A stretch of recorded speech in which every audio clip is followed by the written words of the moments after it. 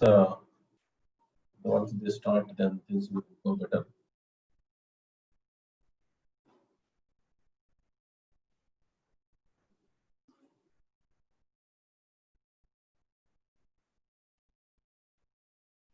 Okay, so let's start with where we left.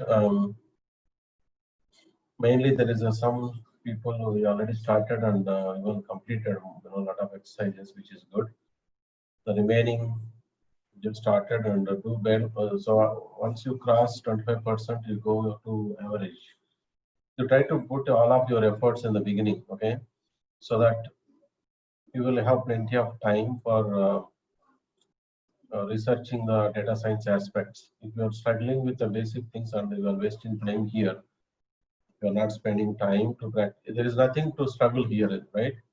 Because it's very friendly and with all the instructions are given, and there is a lot of solutions also for each category here.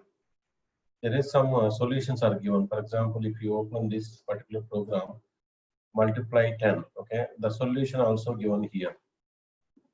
Now, for each category, there is one program, the program which is in this list. The solutions are there, okay. You just need to, technically, you just go here and then, for example, there is another program called number sign, okay. This solution is given here. You basically go to this particular, for example, type here like a number sign. So this program, by default, it is not solved, okay.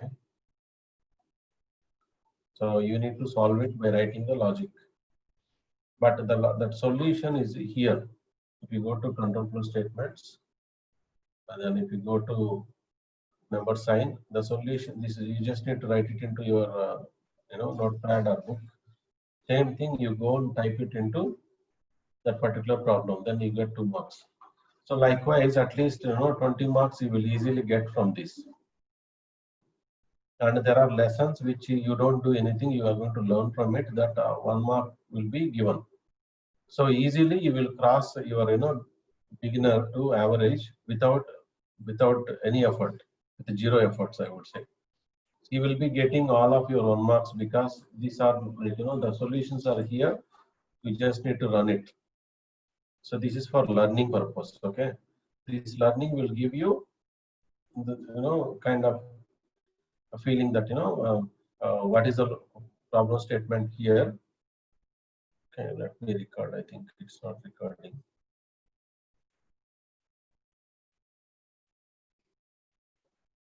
Okay, it's recording. So there is a problem statement, and you have test cases what the system inputs and output. You are going to go through this this particular logic as per the problem statement given, and clearly the explanation is written here. So once you run, this gets executed because this expected output is matching with obtained output, right? So you will get 1 mark. This is for learning purpose. So whatever in these programs, all the learn type, all 1 marks, you will get it right away. Also, you will learn. Next, the lessons is mainly for you to understand how the to clarify your doubts and try to learn the subject. Next one, there is like a fixed programs. This fixed programs has a code is written, but it is not 100% right. Okay, this first fixed is given the solution. Technically, only partial codes are there. Like the code is not fully correct, so which you need to go and implement.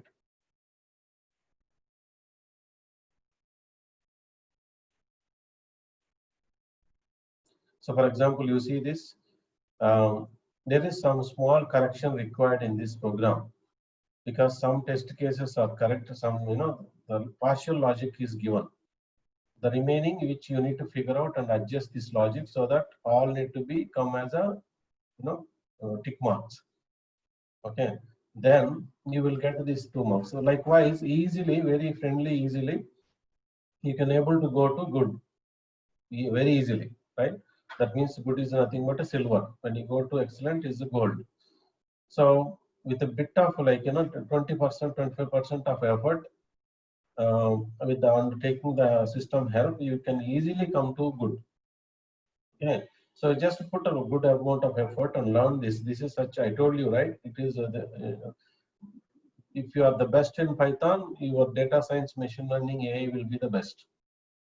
If you don't learn Python well, then obviously you will be, wasting time and taking more time to handle the data science. So, and at the same time, handling the Python in here is quite easy because a lot of these inputs are here. You have videos, you have help, you have content materials, and you have a lot of learn type programs which basically clears your doubts, and also you can practice. More than that, we are also giving a playground where daily I am giving assignments. You practice all this just without any effort, with a minute effort, you will be expert in Python. So if you have not started at all, then where is the expertise, right? There's nothing to talk about. The people who started, who are here, for sure tomorrow by this time you can able to come to average by using this help which I told you. Go to each concept, do the learn program, and in every concept there is one solution given, right? For example, in strings, there is a capitalization is the program, and the solution is here. You basically take that help and then go to these particular programs and search for that program, for example. Don't jump. I'm just telling you one by one how to go and solve these problems. Okay. So by default, it is the no logic is here, but the logic is there in the uh, in that particular left side topics help. Okay. So you can able to take advantage of this. Okay. Let's move forward with next session. Whatever we talk about last time where we are.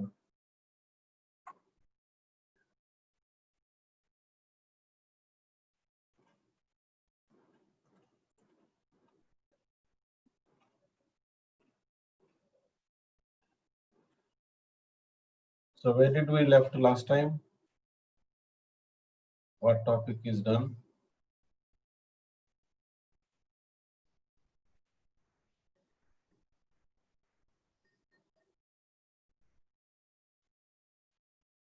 Not sure if you started those concepts or we did. Can one of you tell me where we left with the last class? What is the last topic?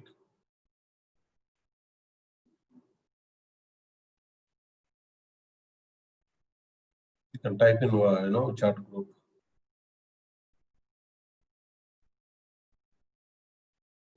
What was the last topic that we learned? Loops.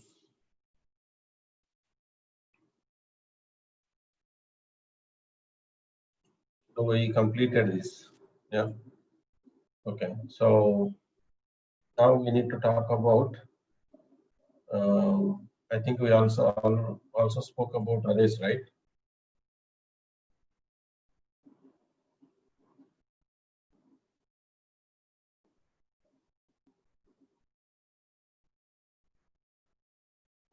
So is arrays done or no?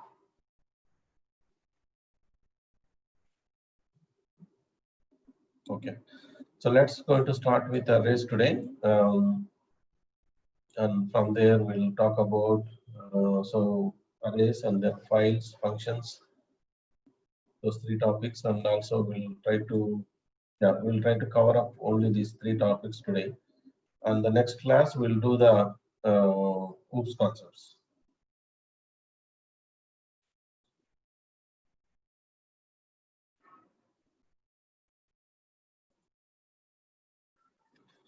So then, what are the arrays in Python? Technically, you might have aware of because most of you gone through this first year in engineering where you have C language. At least definitely either irrespective of your branch, everybody kind of gone through these concepts of arrays, right? So we try to revise a little bit to understand how it was and what is the equivalent that we have in Python. So we have access to arrays in Python. Also, there is something called list. which is very, very important. That is the beginning, the fundamental, the first item towards the data science. So you can use array or you can use list, and list is the most preferred. Arrays is not directly inside the Python, but list is a part of the Python. If you want to use arrays, you have to import as a library. Okay. So what are the arrays? Why do we need arrays? Okay. So how can we take advantage of that? So for example, if you see these people here, they are like, individually marked with, itemized and given a number. These are like individual people. But when you talk about together in a sequence, okay, in a bundle, so then we talk, then the topic comes into the picture where going through the index, like, when you go for movie ticket or ATM, or we have a queue system, right? So when you talk about anything that you want to file up, you want to put one top of other, then the concept of arrays comes into the picture.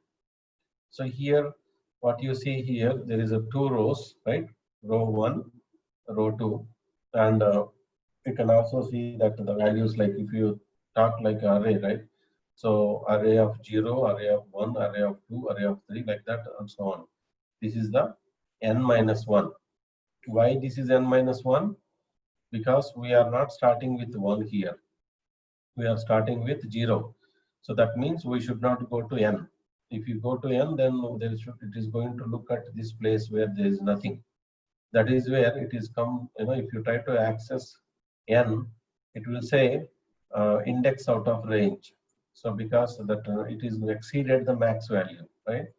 Similarly, this is array 2, where we have, this starts with 0, ends with n. Clear? So why do we need arrays? Because in real life, for example, we'll look into more examples, then we'll talk about it. So this is another in real life, in day-to-day life, you see this kind of arrangement in libraries and in the home or everywhere. The problem with this real life is, like, as a human, you can carefully do some magic and matrix, like, I can hold the, if I want to take out this particular book, I can take this out and put it out, and then take this take this book out and then put it back. But for computer, so it is going to be we cannot teach every situation, isn't it?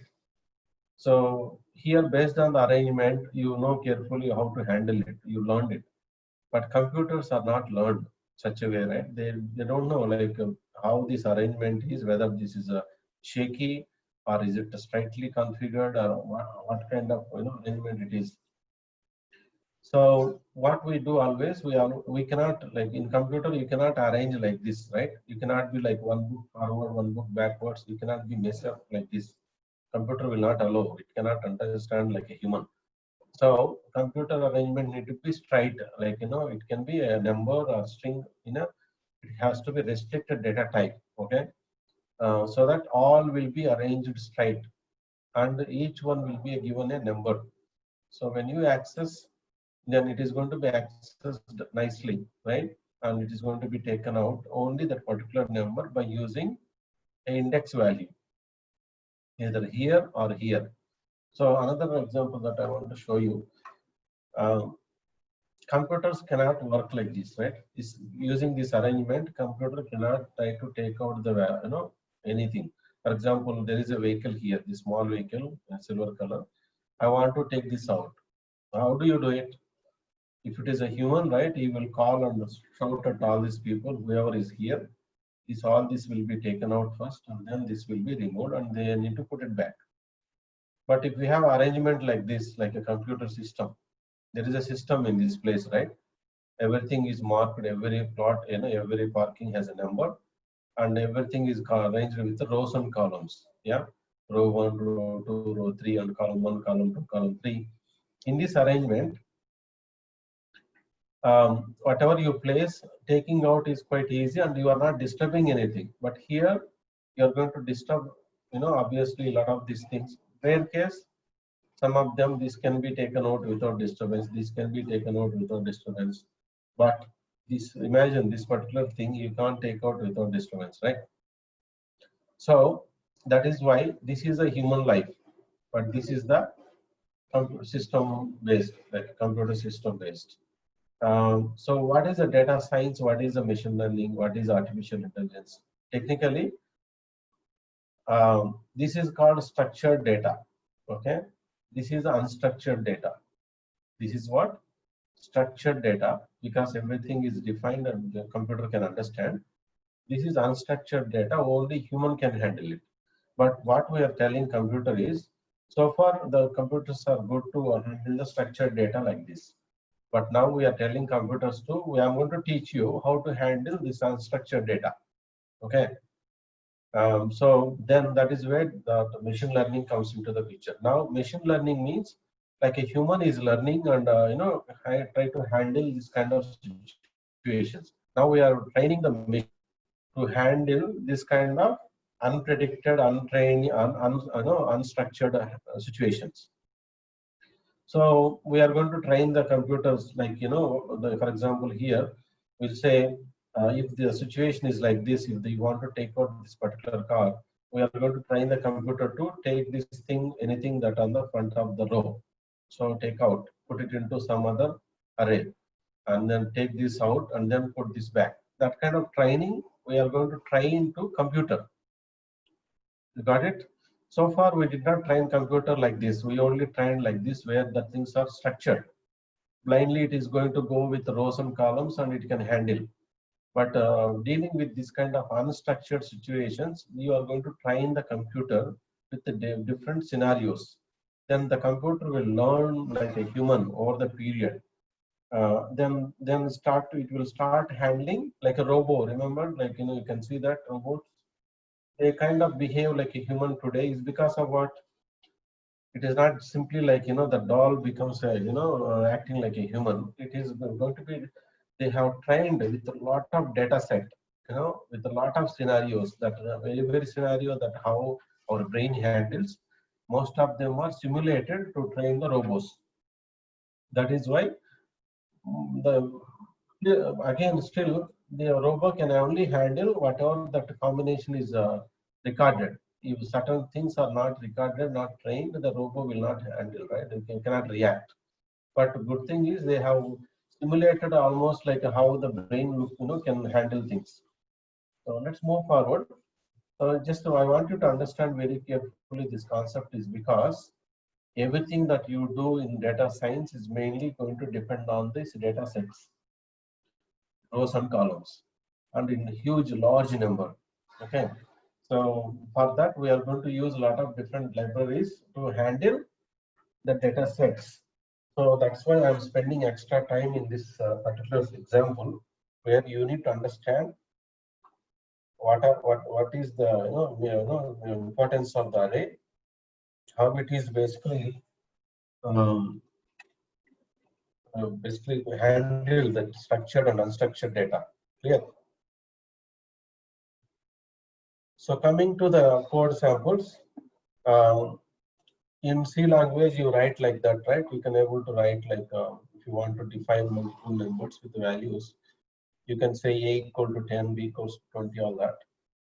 But this is okay for few elements. If you want to store like 5 or 6 numbers, this is absolutely fine, no issues. But how do you type if you want to store like 1 lakh or 10,000 or 1 million?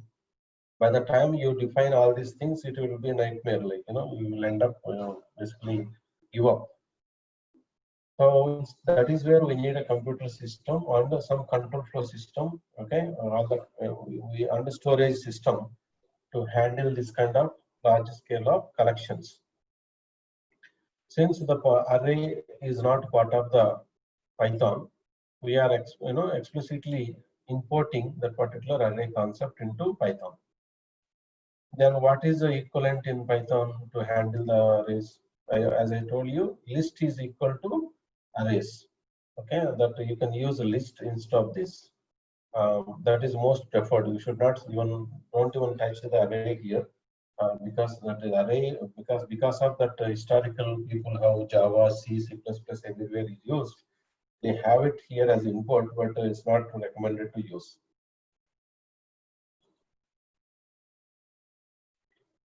So similarly, we'll talk about some file system in Python, and you don't need to practice file system now because anyway we have to practice a lot of files in data science. Then we'll be learning that as part of the AI. But I will explain what are the types and how to use. Okay. Number one. So you're going to open the file, like, if you want to, if you have a text file, how do you open? So in Python, you will say open and double quotes the file name.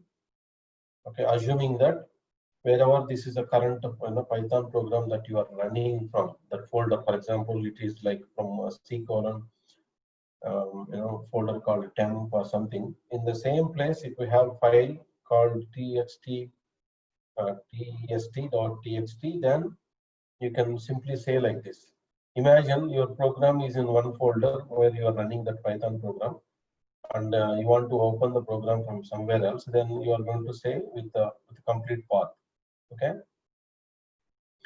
So technically, mainly when you are dealing with the files, main thing is how to open that, how to read the content, or how to write the content, and then must close this file, because if you don't close, right, it cannot be opened from other operation.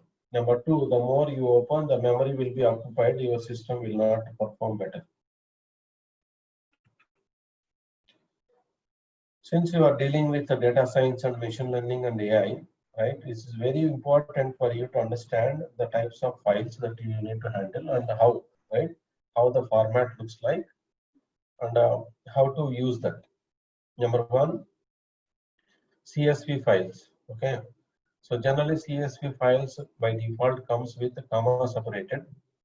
And number two, or you can also do with the tab separated.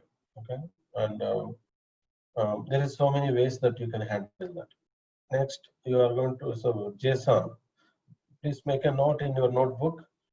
Try to understand what is a JSON, how does it look like, how does the rows and columns looks into this. Very, very important. Okay, and basically in the market, most of the data exchange is done between one application to another application, or one browser to another browser, or mobile to a web application. Okay, or central application to the sub applications. So the data exchange is basically happening through JSON.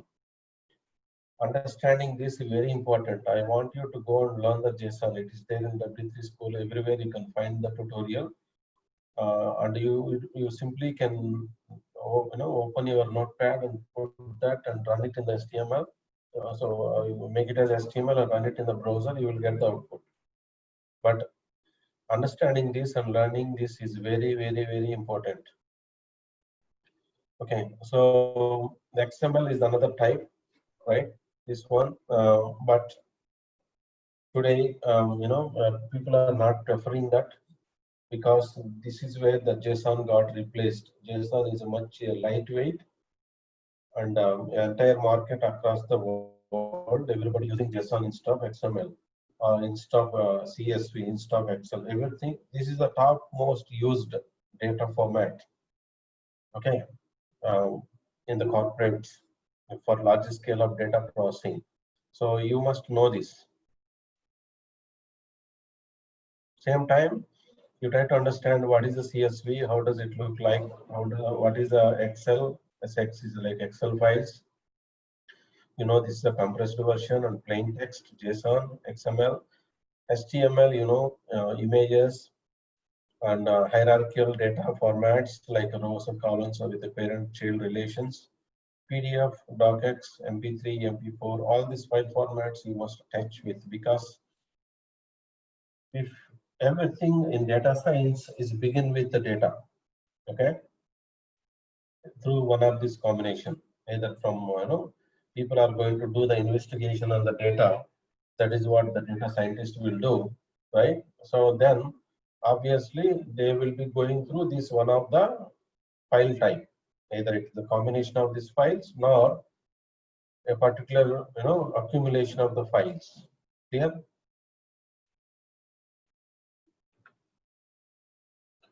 So just going on a high level to understand how these files looks like in data science and how to read them. So for example, if I want to open you know CSV file, then I would use pd.read CSV. What is a PD here is a pandas. What is a pandas? Pandas is one of the library in data science. So instead of reading from data science alone, we are going to use Python alone. You are going to use data science libraries, and then through Python, you are going to handle them quite easily. If you directly use this reading from Python, you have to write a lot of code, and it is quite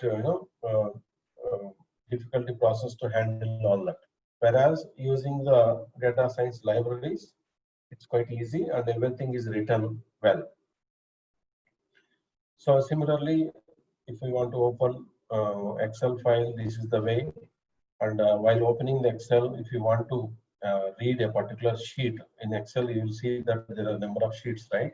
So if you want to open some of them, a particular sheet, then you do this. Okay.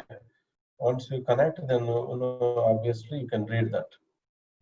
So then this is how you are going to open the text file. If you want to open JSON, you are going to say two things is quite easy, right? One is like you say read underscore CSV, read underscore Excel. So here read underscore Excel, and then here read underscore JSON.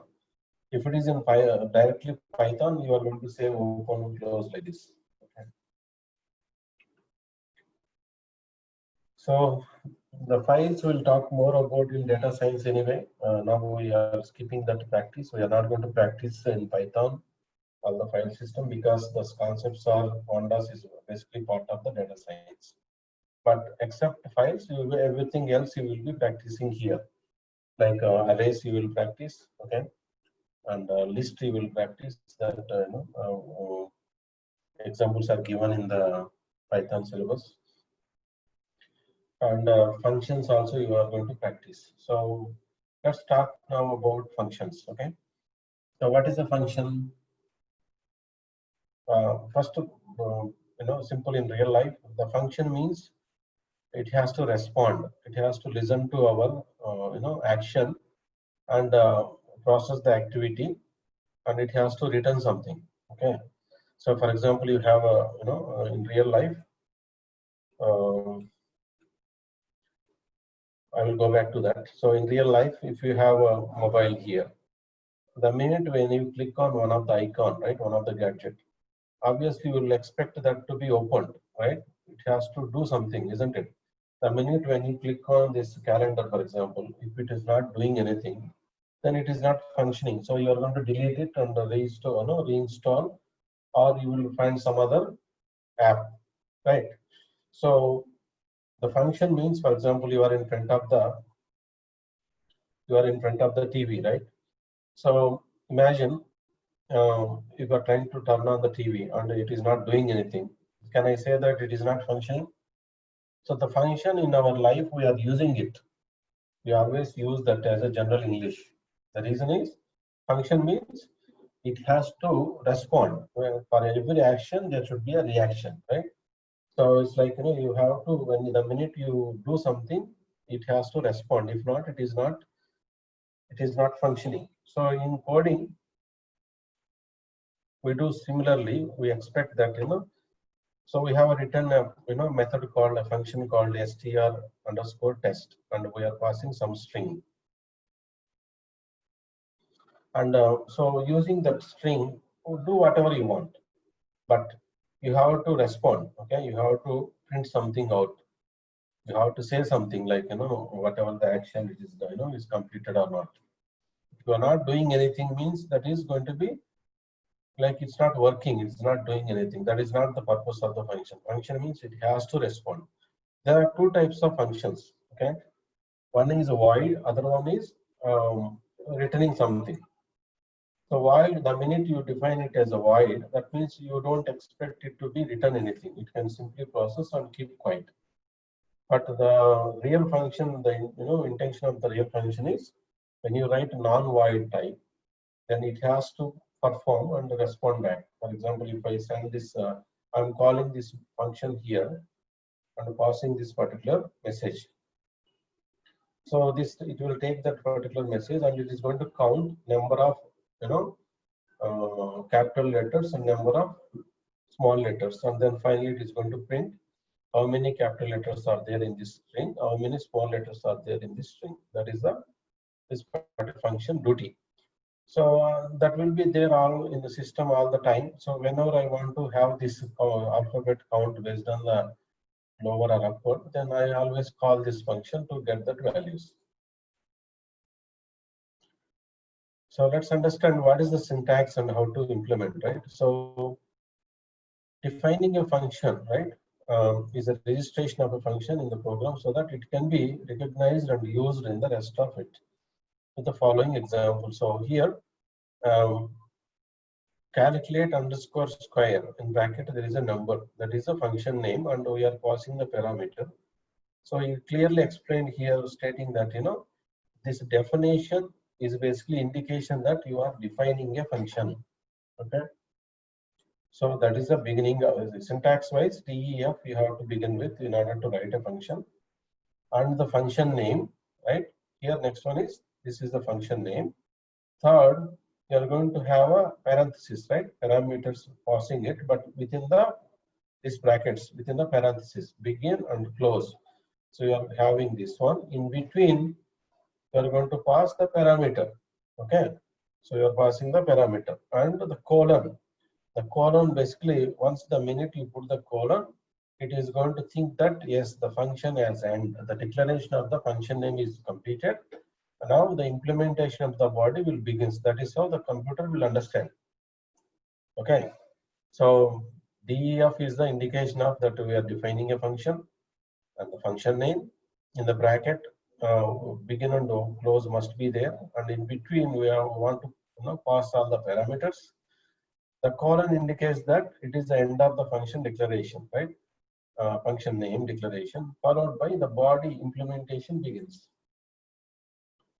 So this is how then, as I told you, the function has to respond back. Then you have to use this return keyword to return the value to the previous, wherever you are calling from.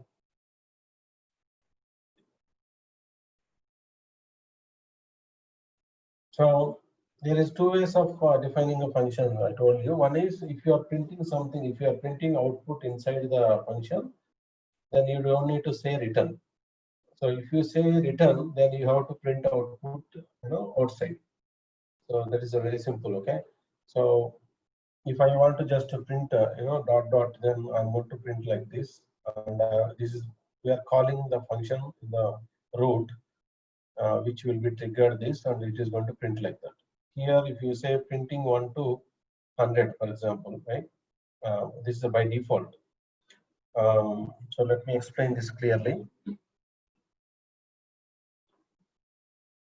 So here, first of all, we are declaring a function called print numbers, and in brackets there is two parameters called start and end.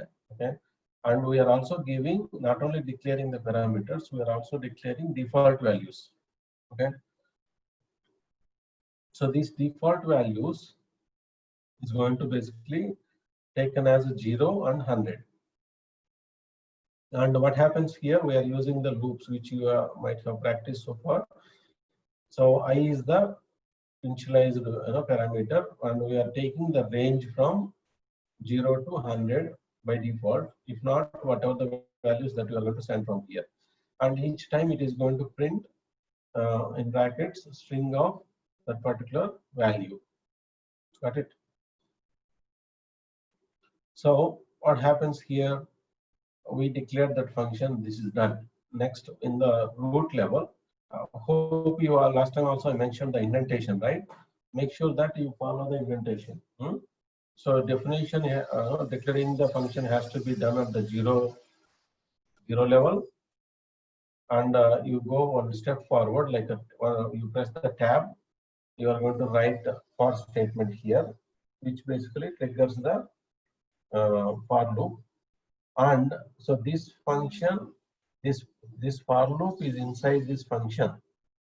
Why? Because I am basically, I press the tab and I'm saying that this for loop is a child of this function. So in order to understand, the machine need to understand that for that reason, this need to be, you see this, this is the parent, this is the child. Because of tab away, this for loop is started. And this print statement is child of this for loop, because this is again a tab away, the for loop is, right? So if you don't see this type of indentation, then the system will fail. It will say indentation error. So the print statement has to be one, tab, we have to press a tab here in this level and write that. Similarly, for loop has to be done at the sub level, child level. Okay, this function is written well. Now, I'm going to call this function few times by passing different range of values. One is 5, 10. So this means what? It gets called here. It goes to 5 and it's a 10 here. Then 5, 10. It is going to print 5 to 10. Next, 15. I'm passing only one parameter, but the function is expecting 2. So what happens in this? In this scenario, 15 will be taken as a start, and the end will be taken as 100. So in this scenario, it is going to print 15 to 100. Next, here I'm calling blank, right? I'm not sending any parameters. Then what is expected to be printed here? It has to print 0 to 100 because I did not send anything. So what is the definition that we given here? If the parameters are not sent, take these default values. If you are not using these default values, then it is going to complain here and here. It will not do anything. Number 2, the last one. So here you can also, when you have more parameters, and you don't need to not necessarily send the values in the same sequence, like a 0, start and end. You can also define that parameter name, like end equals to this, start equal to that, and it will go and match with that particular parameter name. Okay. So it will match that and give that. Here in this case, start will be 35 and will be 40.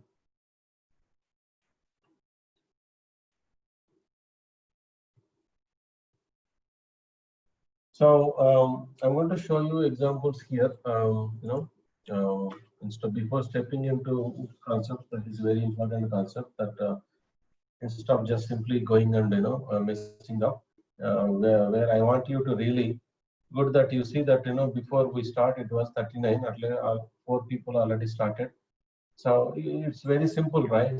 So you just need to use this, all the help. Every category has a one solution here, which basically make you to come learn, and all the 1 marks will be given it anyway. So I believe most of you, all these 33 people, can easily come to average by tomorrow by following this help. Okay, next one, I have some labs which I want to show you like how to use that.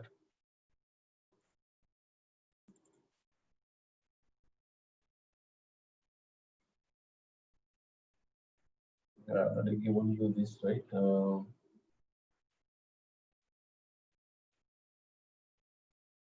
Yeah, functions we did not spoke, but now you can practice those functions. So I think I have given you day 2. If not, I will give you again. So you are going to go through this, like operators and all that. Finally, there is a functions at the last.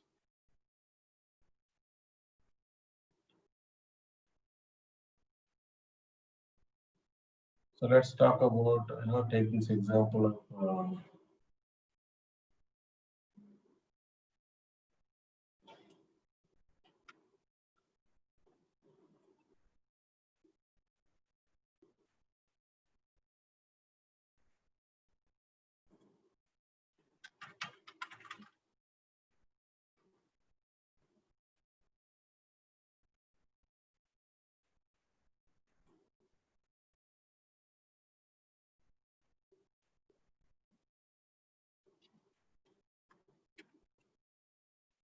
So I'm running this. So what is happening here? You have a function name and some explanation in the comment. Then we are going to print hello, and then whatever the name that I'm passing from this particular calling. So it is going to print. So once I have function, the good thing is I can basically use that function for multiple times. Like um, uh,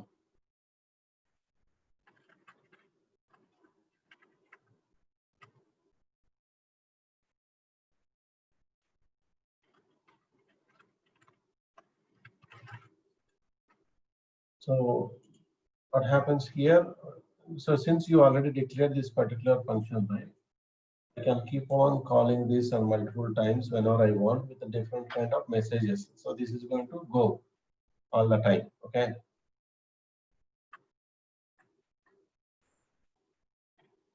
So notice here, I just called this function, but I did not send the value. So what happened here? It is saying, this particular function missing a required, positional argument called name. So if I do like,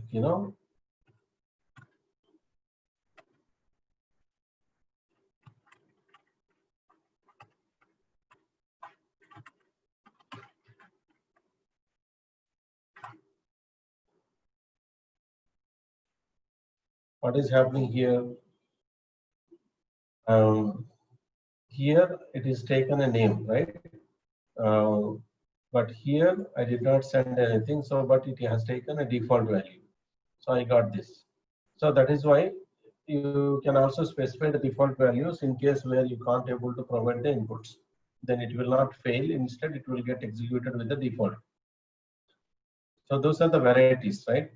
So if I want to send more parameters, I can put comma and I can say something like uh, address or something.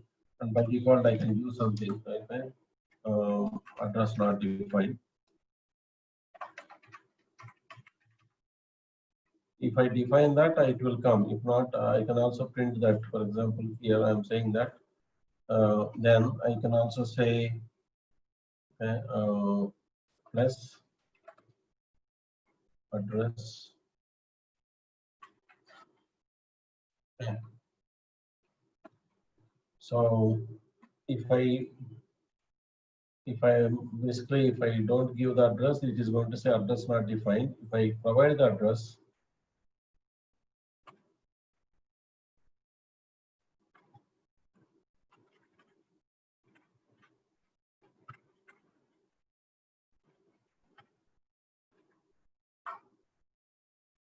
so then it will be printed with the address. The other one is not provided with the. So try to play with the more functions because the functions are real important.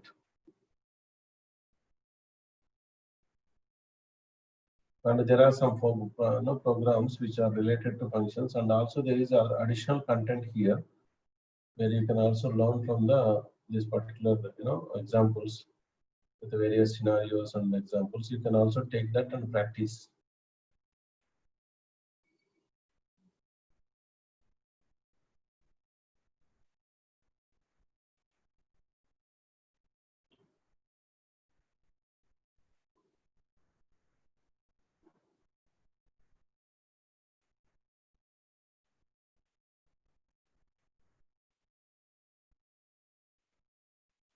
So once you are done with that labs, then you can able to go through all these functions which are there. Like how many programs are there? There are 3 programs in functions, right?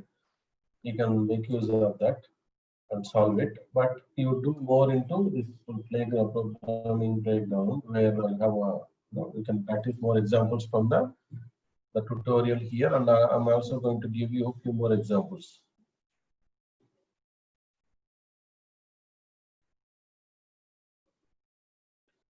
So we have a list of functions here, which I'm going to give you anyway. So this also has OOPS concepts technically. Let me take out these OOPS so that we will not get confused.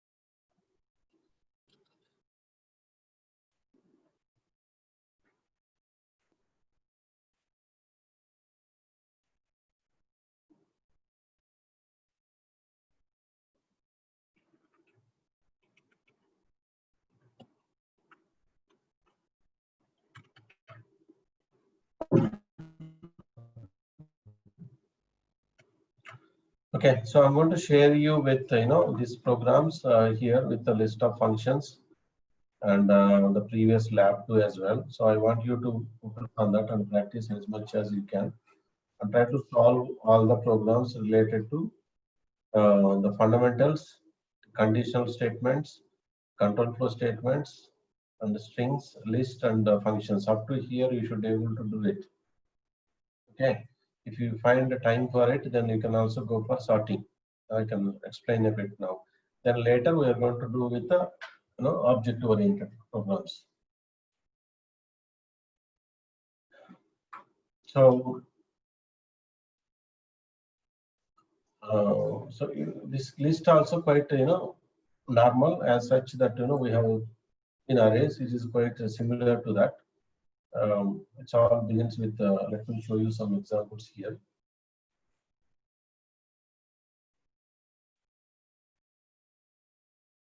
So all of you copy these programs from this list and then go to playground and practice that.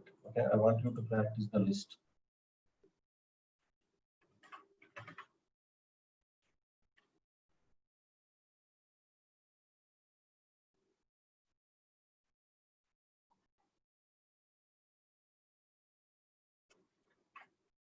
So let's try to remove the spaces if you have any, so that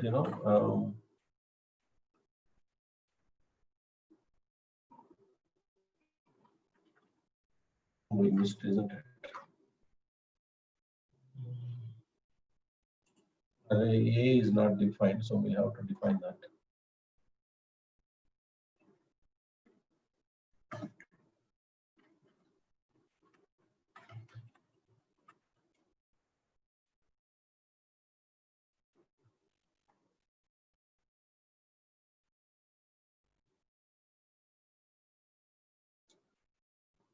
So here you can print the list. Always try to use a print statement when you don't find the. Okay.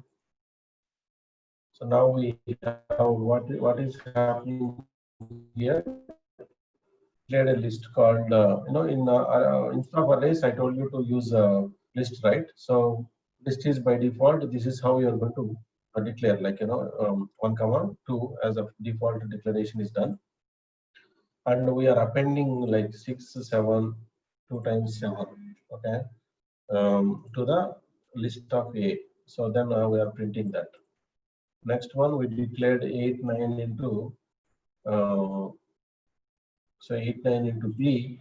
And now directly we are appending the list B into list A. This is this. So let's print that, okay.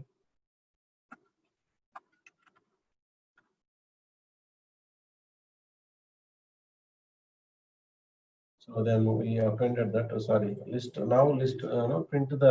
We printed B, right? So you obviously you have only that. I want to print A now.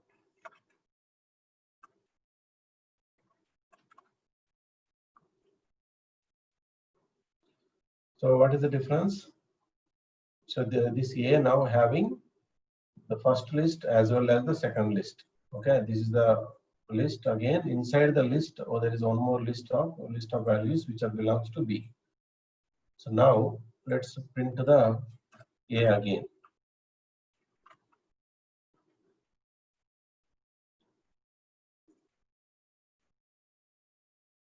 So you see that. So initially this is only 1 and 2 declared here, and we appended all these values. Then later we listed this one like 8 and 9, and then we added p value into A. Okay, this is this. Then we have a string value that we want to also put it inside the this particular list A. So then when I append that, now I can able to get all these values here. Yeah. So this is just one example which I told you, right? So you can practice more here from the list. So all of you make sure that at least you complete till functions, okay? Before the next class. So what are you going to cover? The basic function, basic programs, conditional statements, control flow statements, the strings, and the list, all varieties of list programs, which you have it here in this. There are 8 programs. It's very, very important. That's why we added more programs here. Okay. So all these list related topics you try to practice. Yeah. The list also used in this particular assignments. You can also practice that. Okay. So next, sorting is another thing that obviously it is quite it's basically you're going to take a list and then you're going to practice that. No big deal. So there is a lesson here which you can basically you go through that lesson about what is the sorting. See, remember I told you, we are going to use this list and followed by then we are going to sort it out. Similarly, there is another example. I have added a few algorithms like um, selection sort and quick sort, bubble sort, okay, and merge sort. Try to practice all of that.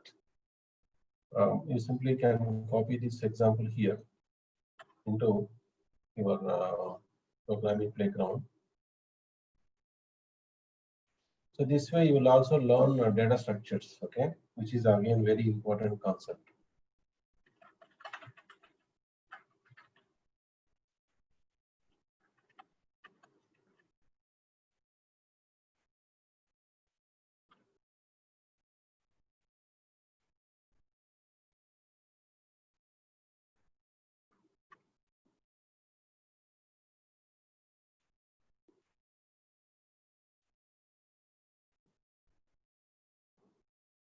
Line number 9. What is happening here? Okay. So this need to be inside this. The indentation problem here in this example. Try to understand. We are writing, we are basically assigning this value inside this one, right? So it has to be like indented. And I think these are all bad. The indentation is gone. So you need to adjust those. Otherwise, it will not work.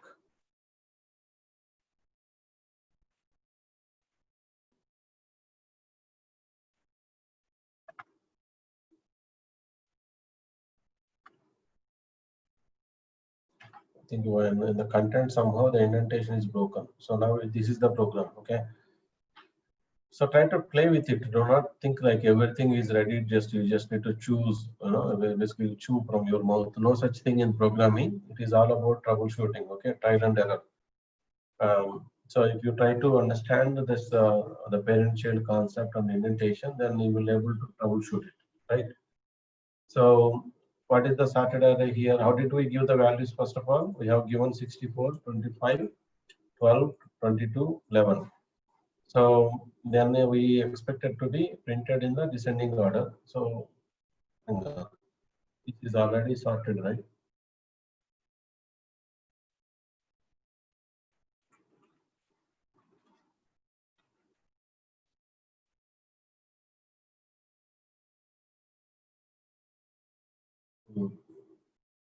This is not. This is printing as it is. It is not doing any sorting. So you need to try to work it out with this example and try to swap that values and sort it out. Technically, this has to be okay. Right? This is the original value. This is the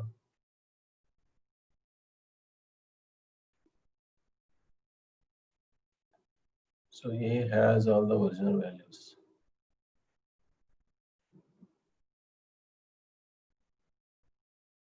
Okay, so yeah, just change the logic and figure it out and to try to address those examples. It is there in the this particular lesson anyway. You can play with it and you can easily adjust that.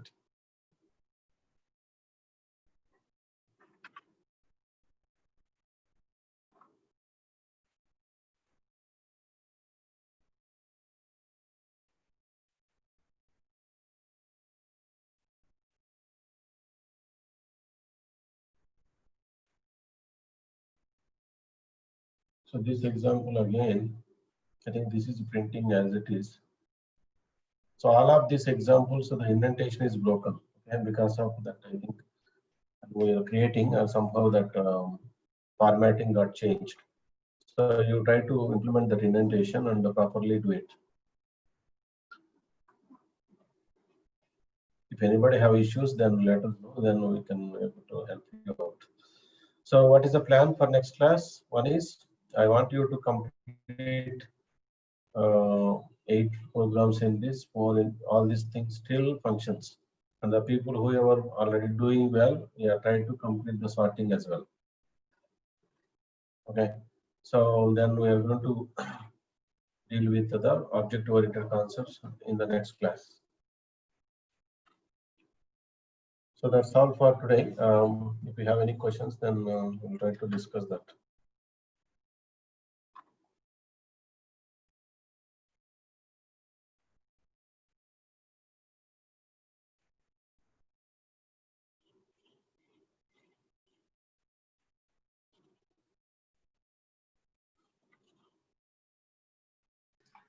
Is there any doubts you can ask? Otherwise, we'll close the day for.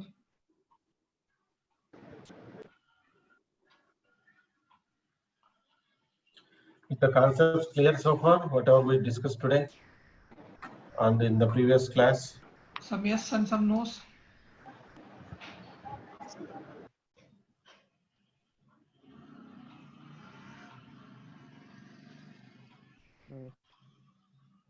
Okay. Okay, good. So practice, as much as you can, try to be come out from that not practiced list, please. So it is for your benefit. And then we are going to share these labs today, whatever we spoke. Sir, Yes. excuse me, sir. In function, if we take a value more than 100, any error it will show. That start and stop value in that function. Yeah. Because that your max is n minus 1, right? Not n. Yes, sir. Yeah.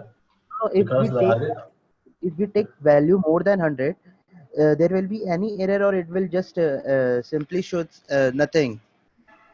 no, it will say index out of range. You will get exception. Oh, okay, sir. Okay, sir. So you Because try, the for example, arrays, you the, put that and say that test it out. Okay, sir. so yeah, basically arrays are basically depending on the pointers. If you guys know pointers in C language, so every array value, what happens is it is the minute you say 0 to 10. So first value will be created with the array name. For example, array ARR, like ARR1 is array variable name.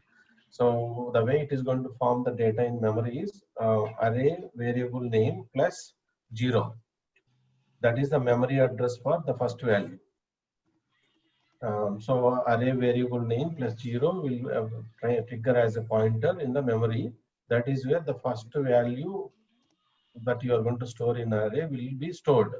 So arrays will blindly, they don't know how to find the data. So they go and take that variable name plus 0, no matter what, right? It is starting with 0, then that is the memory address. Okay. Yeah, that is how they are storing. So Tuesday is the next session. So yeah, all of you try to come out from that, gray list practice. Obviously, it's quite user friendly. This is basically completely self-learning, as you can feel it, right? And obviously, I'm giving the instructions. Then you need to spend time. If you don't spend time, then see, you are not came here to learn just basic Python, right? You are talking about data science and machine learning AI. Obviously, you should be a much superior person. Your personality should be very strong. You should learn more. You should practice more. Otherwise, how do you practice artificial intelligence? In fact, in this package, almost we have about 40 courses. In fact, this is only for the internship. Actually, Mr. Shankaraju is coming online to train you. Otherwise, this platform is used in many of the universities to practice their regular sessions and as well as for internship and as well as for the small projects and real projects. See, when you complete your modules, when you assemble or assign, compile everything, it will become projects. So that is how actually this is a platform gives you variety of the programming.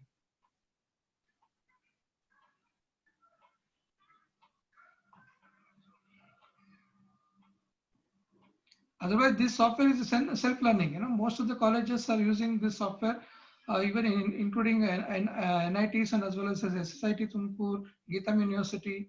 So they're all using it for regular classes.